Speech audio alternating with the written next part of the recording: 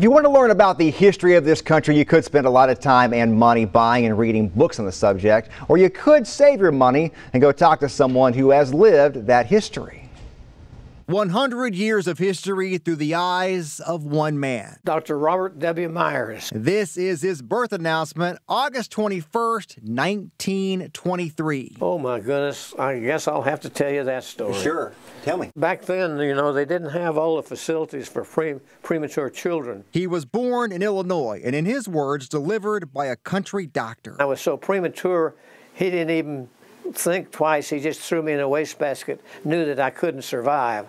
And so he got through fixing my mother and everything, and he looked over the wastebasket and he said, well, that baby's breathing. So he pulled me out, and I survived.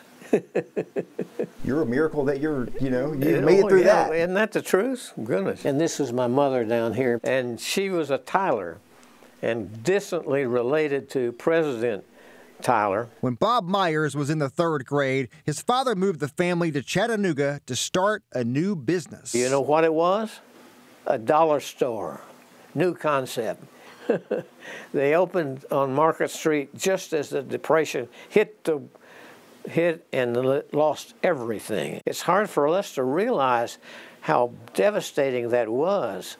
That you couldn't feed your family hardly. He grew up in the Highland Park neighborhood. That little wire-haired terrier was my companion when I was a little boy, and he was named Scamper.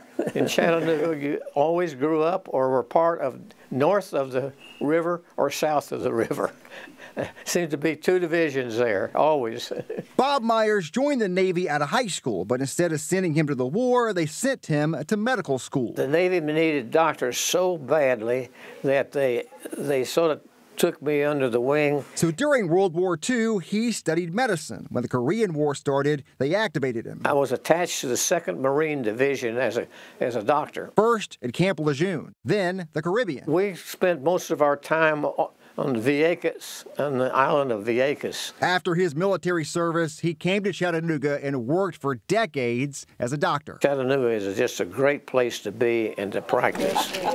Bob Myers celebrated his 100th birthday in late August. We were there for the party. The 100's a big deal. Well, I guess that's right. Lots of friends showed up that came to honor his 100 years of service to this country and to this city.